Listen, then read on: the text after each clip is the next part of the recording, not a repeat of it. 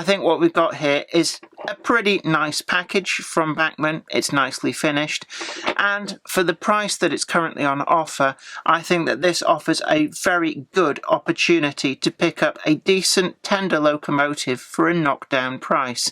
Hi there everyone, welcome along to another video here with me, Jenny Kirk, and it's really great to see you. I hope I find you well.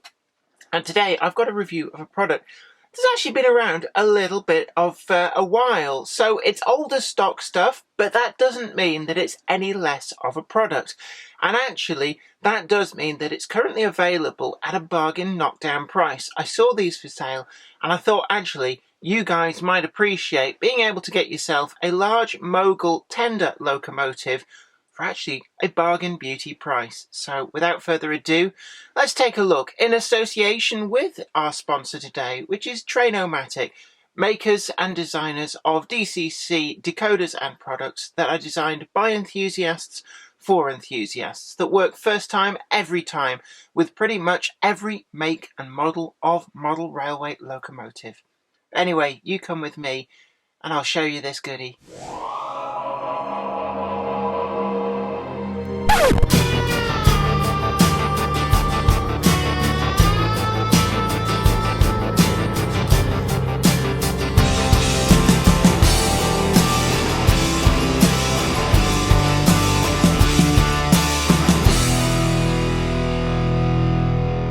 So here is the model, and you can see that actually it is in the newer style Bachmann box. It's the Class K3.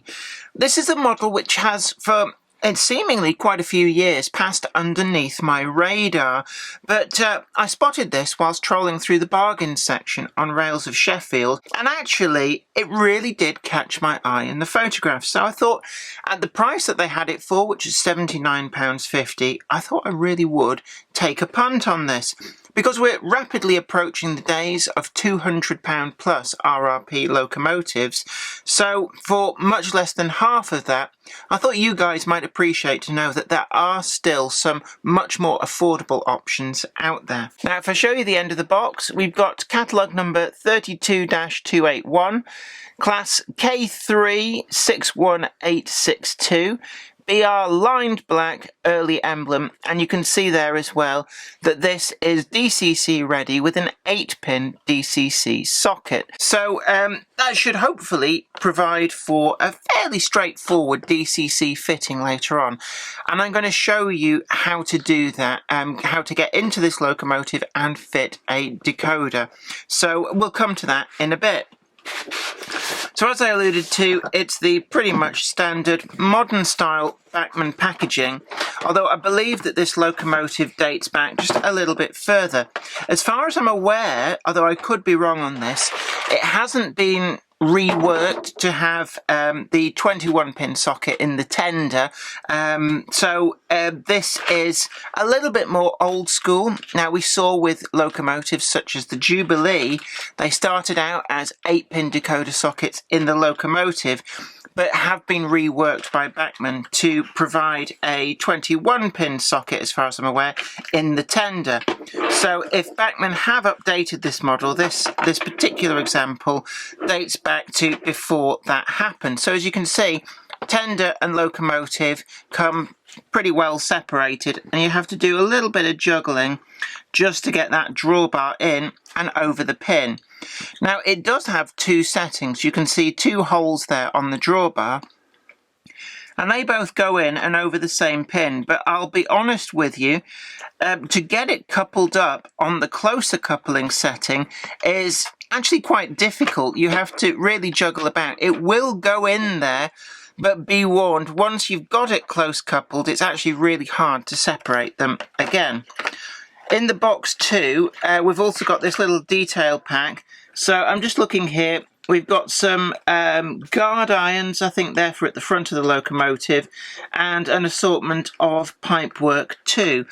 And as is the case with a lot of these things, it isn't worth the bother of fitting them unless you either have very generously light curves on your layout, or this is going into a display cabinet. So I'm going to leave those tucked away in the packaging. So as you can see, straight out of the box, this is actually a pretty little thing.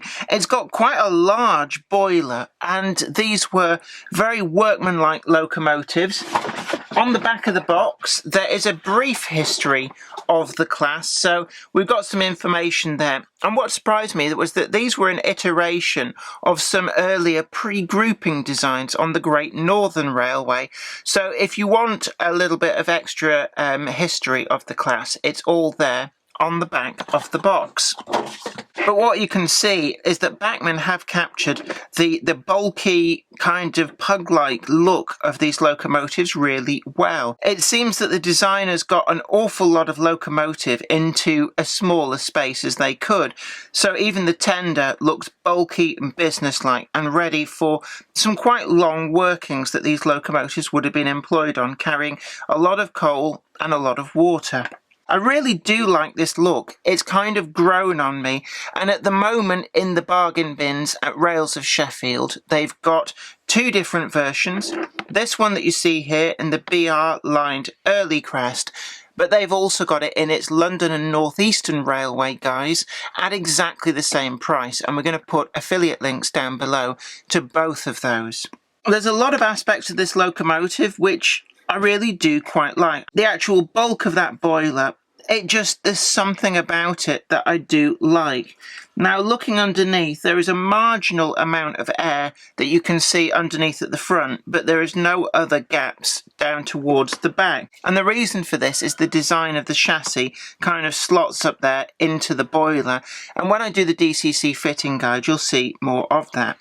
The actual Walshott's valve gear that's on the side here is really nicely done. It is an area that Bachmann do quite well. We've got the fluted coupling rods, everything is pretty exquisitely done, and it's all metal, including the cross slide here and the piston itself, which does mean that it's got a lot of durability. The cylinders too look really nice, the rivet detail is captured quite well, and all of the other valve linkage detail and slides is in there really nicely. The front of the frame as well, you can see there in front of the cylinders, and again we've got that quite crisp rivet detail, and it does look the part. One of the issues with these slightly earlier Bachmann locomotives is the kind of slab-sided chassis that's going on underneath there. Later models do improve upon this an awful lot, but it isn't a big detraction. You don't see a lot of that when it's on the track and running, so I count that as being a little bit minor. There is some degree of relief detail on there, and we've got these gussets too that support the running plate, and they are nicely done. A word of warning, when you do extract the chassis, these stay with the chassis and can be easily broken if you're not careful. The brake rigging on this comes factory fitted, and that's really good to see because these can be really fiddly to add if you have to do them yourself. The front bogie is attached with this rear pivot, so it does have a tendency to swing right out on steep curves. It is spring loaded, so it does follow the track quite well, but it's something that I've found that with later issue locomotives, they really have improved upon the mounting point for these front bogies. But even so, the wheels look the part with their blackened faces, the correct pattern spokes are in there, and it is nicely done. There is a slimline tension lock coupling in the front in a NEM pocket. It comes factory fitted with that, but these can be removed if you don't need it. As a mixed traffic locomotive, these would have equally worked both ways, tender first, smoke box first, so actually a front coupling is probably quite useful. The buffers, they're sprung, they're nice, fine, turned metal buffers, and they are nice to see. They're not the be-all and end-all, but they are there, and they do exactly what they should do. The front face of this locomotive is captured well with the smoke box, the separately applied smoke box dart, and a whole host of other separately applied detail, from handrails to lamp brackets. and it really does look quite nice. We've also got these lamp brackets across the front, and these feel like they're an etched brass type fitting separately applied and are really nicely done. Looking down the funnel, it's interesting to note that's where the Dcc decoder sits. Now, I cheated a little bit. To test run this, I've actually done the Dcc fitting in advance. So what you actually do end up seeing is the Dcc decoder. It's not a big detraction, and if you were to keep this on DC running, what you would actually see is a characteristic empty void, just like you were looking down into the smoke box. And it may be worth putting a wee dab of paint down there just to disguise that decoder. But of course, be careful what you paint if you do choose that route. The actual lining, that is really sharply done. It's a nice package, excellently realised, with all the bands lining up, straight and true, parallel lines, and it really does set off this satin black livery.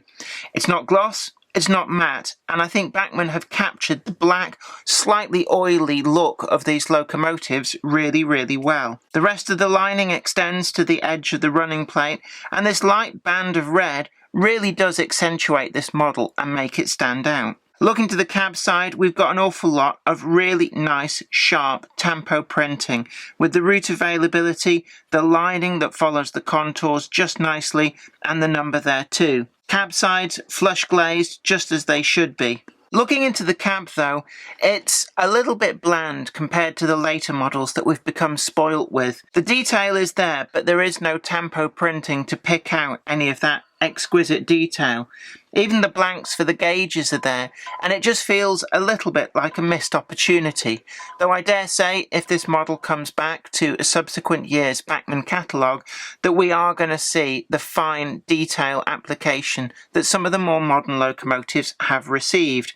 The detail is there, it just hasn't been finished, is how it feels to me. It's got all the rest of the detail, and it just cries out for a crew in there shoveling coal and at the controls. Maybe that's one for a project for you to customise your locomotive and bring that added value to it. But hey, this is currently available for a really amazing price, and that price does forgive a few little bits of foibles. We've got sanding gear on there, and it's a nice springy metal, so it is quite durable. So all in all, the locomotive feels like a great package. There's a lot of weight here too, so even though it's a small locomotive, it packs a lot of punch and has great rail holding ability. It picks up from just the 6 driving wheels. Unlike more modern locomotives, there's no power through to tender pickups, and that can be a little bit of a disadvantage, but actually I didn't find it too much of a problem on this locomotive. There is a slight seam along the top of the boiler, but it's barely noticeable. We've got turned metal whistles, and we've also got the dome and all the other little bits and pieces captured nicely. The cab roof, the detail on there is nicely done, but the opening slide is, well, it's just a representation. There's nothing further there. And this is an area that newer models have really come on in leaps and bounds. And you wouldn't have thought something as simple as that could improve a model so much, but actually in my opinion the sliding opening hatches that some of the newer models have started to incorporate does actually bring a lot to a model.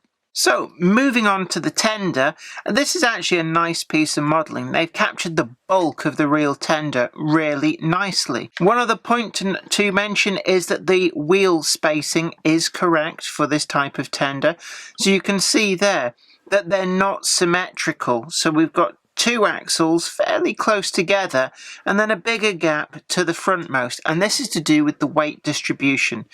These tenders had the water tank at the back. The water being a lot denser than the coal means that the back 2 axles needed to be pushed further back, and that's been modelled perfectly by Bachmann. All of this frame detail is nicely done. We've got the riveting, we've got the axle boxes too that look really, really nice. And we can see the cutaways through the frame are all where they should be. The steps are moulded in as part of this, and actually they've captured the strength but thinness of the originals perfectly. Brake rigging comes factory applied on the underside, and we've also got a representation of the water scoop. This would be used to take on water whilst on the move from water troughs up and down the London and North Eastern Railway system. The coupling comes in a NEM pocket on the back of the tender, and the NEM pocket itself is actually hidden away back here. So if you don't want to use this coupling and say you want to go down the 3-link method or something else, you don't have to hack away at the plastic, and that's always a good thing. We can also see at this angle too the little plastic lug which the tender drawbar just slips in and slips over. One of the things that I find about these is they do tend to wear a little bit with use, and I've had trouble with a Jubilee class locomotive where I've actually had to replace it with my own little lug there to connect the two together because it just quite literally disintegrated away. But on this, when I pull them, it does seem that that has been to some extent addressed, and certainly the lug is a little bit taller than the one on my old Jubilee, and that does mean that this seems to be a slightly better design. The wheels are metal, and again they've got the correct dished-shaped front faces finished in black. A little hard to see because of the tender side frames, but believe me, they're all there as they should be. The tender sides are smooth, there's no rivet detail, but these were welded tenders, and actually Bachmann have captured that look really, really well. The actual face of the tender sides is picked out with this lining, and actually it is really nicely done. We've got a number of different colours here. We appear to have 3 different colours nicely done. There is a slight smudging there in the bottom corner, and I'm just looking here. It looks to be that maybe a little piece of foreign debris has got into the tampo printer and just messed a little bit of that lining, but it's not a major issue, and really I had to go looking to find that. The Cycling Lion logo is really nicely done. All the different colours are there, they are sharp and well picked out with the British Railways across the middle, and it really contrasts nicely with the black over which it is overlaid.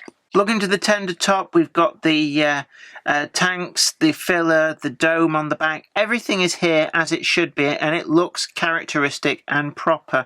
It really is nicely done.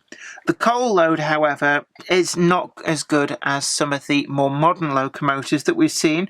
It does still kind of hold its own, but it looks a little bit too shiny for my liking. Now I'm just seeing whether it comes out, and it's a little bit difficult to tell whether it does or not. Certainly if it is removable, it is well in there, so I don't really want to risk any damage trying to take that out. But you could always glue a dusting of real coal dust over the top, and that would mute that down and make it look a little bit better. The front face of the tender is captured nicely, but this little mound of coal on there, it just strikes me as looking very false. Coal doesn't really stack in that way. But the rest of the detail with the toolboxes is nicely done, and also these brake standards really, really well in there. The handrails are separately applied and metal, they're pretty rugged and reliable, and altogether this goes up to make a pretty nice package. Again, the buffers on the back of the tender are sprung loaded with turned metal heads, and it really is nicely finished. So Dcc Fitting, it's fairly straightforward, but there's just a couple of little things you've got to be aware of. So we've got just the locomotive here, you don't need to have the tender involved, and what we're going to do is turn it over. If we move the front bogie to one side, you see there is a small screw. So with a jeweler's screwdriver, Phillips style, that is the first screw that we need to undo. So just undo it all the way and make sure that you don't lose that. Once that's undone, turn the locomotive round, and the next screw you want is this one that also serves to hold in the tender drawbar. So we undo this all the way. Once you've done that, lift it up a little bit and wiggle out the tender drawbar. Put that to one side, and what you should now find is that the whole of the chassis will slowly lift clear. Now, I've already gone ahead and fitted this with the Trainomatic 8-pin decoder, which I find is the best fit for this locomotive. The actual 8-pin socket is up here on top of the chassis. Lever off very carefully so you don't bend any of the sockets. The 8-pin blanking socket, and then making sure to orientate with orange towards the front of the locomotive and push that firm. One thing to add is that on the Trainomatic decoder there are actually 9 wires rather than just 8 which go to the plug. The 9th wire is a purple colour, and this is for an additional auxiliary function. This is quite common amongst pretty much all 8-pin decoders on the market. It doesn't really matter about this. Don't worry about there being a loose wire, because just leave it loose. Just make sure it doesn't get tangled up or jammed or wedged as you're putting the top back on. I then tend to twist this wires a little bit just to keep them neat, and then just down there inside the boiler you can see the lead weight. There is a gap above it, and into that gap is where we're going to put the DCC decoder. The Trainomatic ones come ready isolated with this very thick and durable clear heat shield, and that means we don't have to worry about them shorting out on anything. So what I'm going to do is just feed that in. Once we've fed that in, it's just simply a case of, with a thumb, working the wire back down into the locomotive, and then this is the little bit tricky bit, just making sure all is well, line it up, push it back home, and that's the chassis back on in. Tender drawbar, what we need to make sure with this is that it is back in and in the right place. As soon as that's there, we need to get for ourselves the screws again. Just make sure that we've not trapped that. The second screw up here at the front, and then you're done, dusted, and it's as easy as that. This locomotive is DCC fitted. So as you can see, it's a really respectable package. It's reasonably easy to DCC fit, and as you saw in the DCC fitting guide, you don't need any special tools to do it. Just be very careful when you're getting the body on and off that you don't trap any wires. You do have to pull it a little bit, but altogether it's not the worst locomotive by a long way that I've seen. And certainly if this comes back into the catalogue, I would expect that there would be a few developments, including a wire connecting the locomotive to the tender and a DCC socket in the tender, which would be so much easier to deal with. But that said, I think what we've got here is a pretty nice package from Bachmann. It's nicely finished, and for the price that it's currently on offer, I think that this offers a very good opportunity to pick up a decent tender locomotive for a knockdown price. Get them whilst you can, they won't hang around long. I've checked with Rails, and actually there's about 50 of these in stock, so first come first served, form an orderly queue. That leads us on to the scores. So first up we have finish.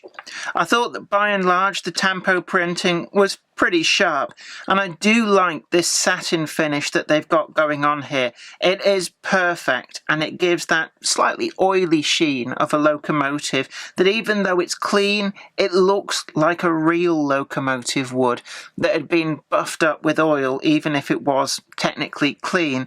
So altogether I'm really pleased with that. The Cycling Lion logo on the tender is captured perfectly, and the tampo printing on the cab sides really does look good. One detraction for me was going inside that cab, and the detail is there. It just seems a shame that there's no real attempt to pick that out in the way that we've seen in more modern locomotives. But again, these are all little areas which price forgives a lot. So overall on finish, yes, there are a couple of minor foibles, but I'm going to give this an 8.4 out of 10. Functionality. I found that this locomotive was pretty sure-footed on the track. It wasn't hampered by not having tender pickups, and actually it really did run quite well with everything that I threw at it. It looked pretty graceful on the track, and all in all, I'm pretty pleased with this locomotive that I've got. So for functionality, I'm going to give this a 9.2 out of 10. Ease of use.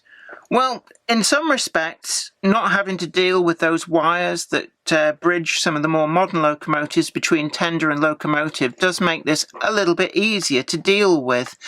But it does have the flip side that when it comes to Dcc fitting, because the Dcc decoder socket is in the locomotive, it does mean that there's no real room in there to put a sound chip and speaker unless you're going to do some engineering gymnastics to try and make it all fit. It also means that when you come to put the top back on, you have to be very careful not to trap any wires. It wasn't the hardest locomotive to Dcc fit, not by a long way, but it certainly wasn't quite up there with the ease that we've come to know with more modern locomotives, so I'm going to give this an 8.9 out of 10. Aesthetics. I think that Bachmann have really captured the look of this locomotive really, really well. I'm particularly impressed by this shape and bulk of the boiler and the front face. It just looks the part. Looking over this, the detail isn't up to the 100% super duper standard that the really modern locomotives do, but this is a locomotive that's been in the Bachmann stable for a number of years, and it does still hold its own. I'm going to give this on aesthetics a 9.7 out of 10. Value for money.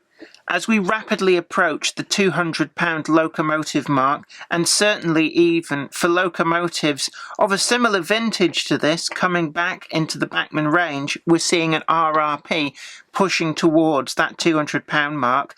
The fact that these are available now for £79.50 really is something that should not be sniffed at.